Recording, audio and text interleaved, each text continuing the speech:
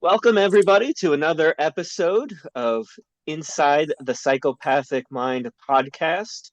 Today's episode is going to be talking about an instrument that is very helpful to us in dealing with the psychopathic population, something called the Rorschach Inkblot test.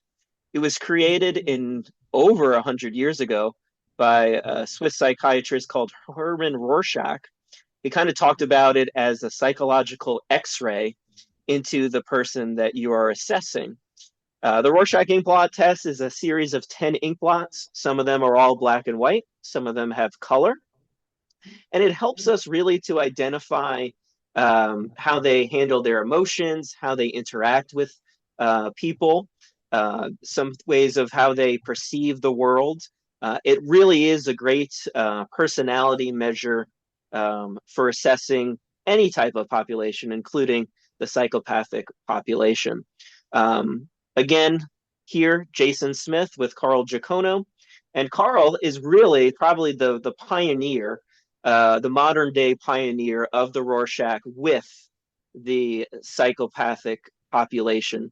And I'll let him kind of go into pretty much why he uses the Rorschach Inkblot test with psychopaths and the psychopathic population. So go ahead, Carl. Yeah, I'd love to talk about this topic. We won't get into it in a lot of detail because of the technical aspects, but more just general things. But why is it useful besides the way that it's standardized and what it's measured? Well, we look at some of these cards.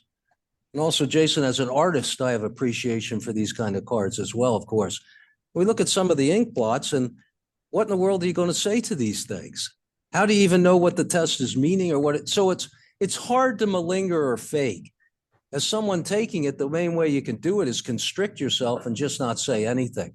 But otherwise, you don't know how to malinger it or to fake, where paper and pencil tests often in true and false are very easy to do that. Even though they'll have detection scales for detecting consistency and so forth, still you're able to do that. But with this particular test, you see how someone responds in an unstructured situation. In other words, people that are psychotic when they take the test, they may really get very loose in their thinking, producing all kinds of, objectively speaking, even for a layperson, somewhat crazy responses, like two ants attacking a submarine, or something that just is really outlandish and is an indicative of their thinking. But, when I started out with the Rorschach, I was very skeptical, as I am with everything. In fact, I asked so many questions in my graduate class that finally the instructor got so fed up with me and was tired, he gave me a special assignment. He gave me this test material that included the Rorschach, and he said, this is your assignment for the next class. You come back, and I want to know whether this guy is schizophrenic or whether he decompensated while using substances. And taking these tests and kind of going into it in depth, I was able to answer that question accurately. And of course, then I was quite impressed with the Rorschach and what it could do. But even till today, when we do our research and we have a research question and use the Rorschach, I'm often skeptical and surprised when the findings are consistent with theory. So it continues to impress me because I'm not really expecting it to do that, but it does do it. And certainly on an individual basis with evaluations, it's extremely useful because it tells you a lot about the person, their functioning. Once you understand their behavior, it helps you understand why they did that behavior. But let's be clear, the Rorschach, it does not diagnose or assess psychopathy. It identifies dynamics and things that are consistent with what we expect in psychopaths.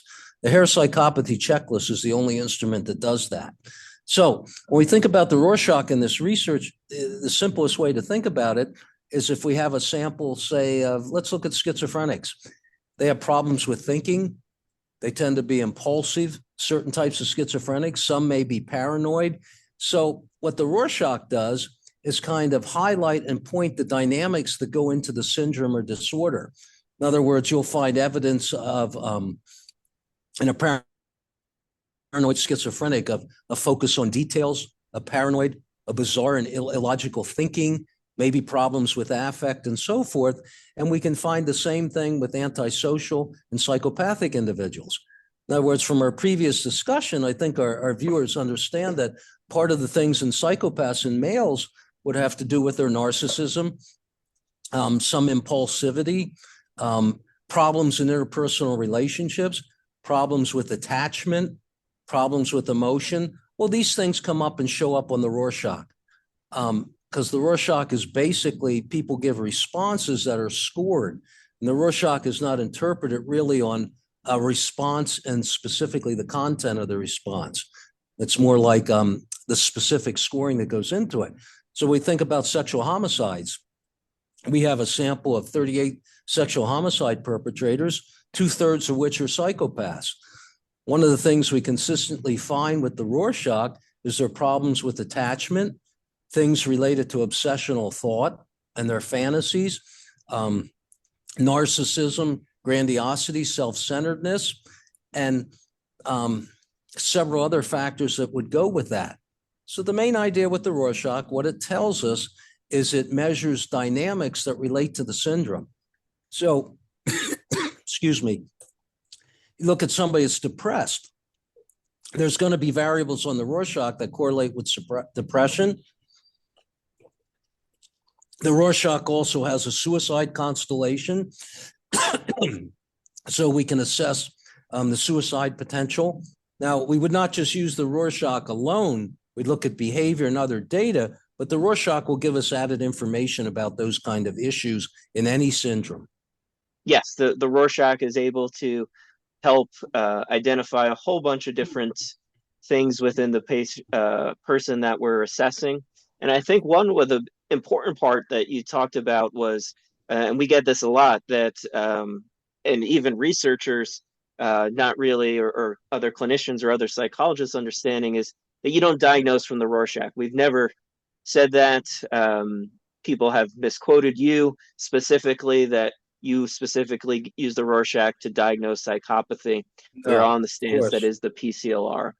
So obviously, since you started it, you helped Ted Cunliffe, who is my main mentor, and you've worked with Ted for a long time. So I've been using the Rorschach with the females, and I enjoy using it. Obviously, it gives a whole bunch of information about the person. What I like about it is how they react to it. Either they love it, because again, it's prison, it's boredom. You know, the Rorschach cards are novel, something that they don't necessarily look at, or they really hate it. Like they don't like the unstructured, they don't like not be giving any instructions. And then at the end of when you give the 10 cards, and it is a long process at times, depending on how the person is responding. Normally, though, about 45 minutes, maybe an hour. But you can just kind of see how their defenses get down, and they may act a little childish or infantile, and you just see how it progresses and gives a lot of good behavioral kind of information. And then when you do end up scoring it and giving the results back, they're surprised as well. Like, hey, how did you get that information? Or, you know, when you give them some of their feedback that the Rorschach gave them, they are really surprised how accurate, I guess, the tests can be. And again, it surprises them. It always surprises me, like it surprises you. I used to have a lot of outpatient people come in to take the Rorschach, mental health professionals and such, and they would pay me to score the Rorschach and give them feedback. And that feedback was actually therapeutic, you know, and it would help guide them in what they were doing or maybe areas they were stuck. And like you're saying, with the Rorschach, the advantage to it is that idea of it being unstructured and people not knowing what to do with it. In fact, diagnostically in the old days, one of the things we would look at is people that were psychotic tended to do poorly on the structured test and the unstructured test, like the Rorschach. Their performance was just, you know, they'd show evidence of their thinking problems on both, where with people that were borderline, with the structure of the structured test, they could actually look kind of okay, but when they got to the Rorschach, they would fall apart. So there's all kinds of things you pull with the Rorschach with the testing interaction with the person. And one of the things we both use with assessment, whether it's the PCLR or the Rorschach, is we're spending a lot of real world time with the actual client, watching how they behave and what they do. Much different than the examiner that goes, sets them in a room and has them take paper and pencil tests. The other thing with antisocial populations and so forth, they're easily bored. Paper and pencil testers like the MMPI, they often come back. One guy came back after 15 minutes. Now this test takes about an hour and a half to complete, but he came back after 15 minutes and said, "Doc, I'm finished. Oh yeah, I took a speed reading class in prison." Actually, he was full of crap and he was lying and he just randomly filled it out. But you'll often find in antisocial samples that they don't take a paper and pencil test till the end.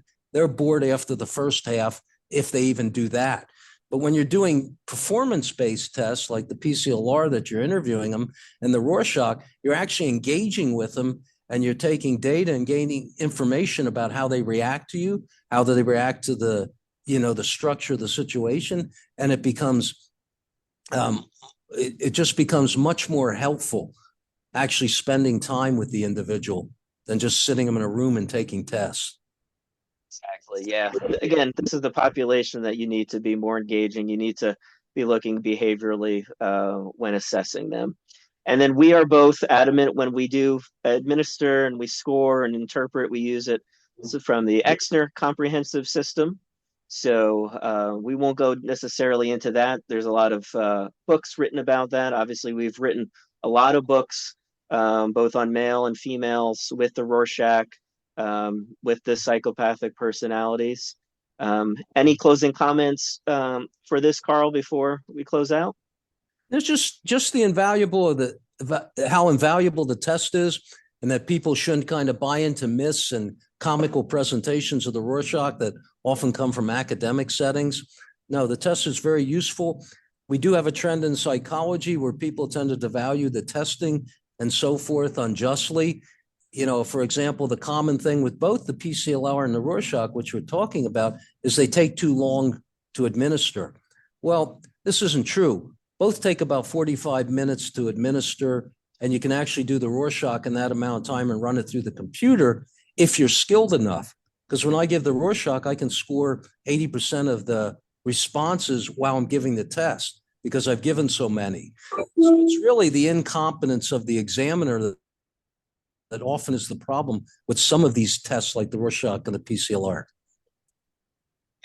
Yeah, great comments about that. So for this, moving forward, obviously with this podcast is a lot of the data that will supplement with psychopathy of people we've assessed. We've used the Rorschach. So we'll use some Rorschach data to kind of expand a little bit on the people that we're going to present. So some people, Jason, may even accuse us of having Rorschachs in these paintings behind us. That is true, right? They're welcome to use them as such. Yeah, that would be a good little test for all our viewers at home there. So again, if you're a psychologist and say you never got any Rorschach training or you're really interested in it, if you go to maverickpsychology.com, there's ways that we can consult with you. We can help you teach how to use this instrument. And then any other lasting comments, Carl? That's it. Just thanks for tuning in and watching us. I hope it had some value to folks. Okay. So again, you can like and subscribe on YouTube, Inside the Psychopathic Mind podcast. You can also subscribe and listen to us wherever you get your podcasts, and leave comments, suggestions, and we'll get back to you. Thank you, everybody, for watching.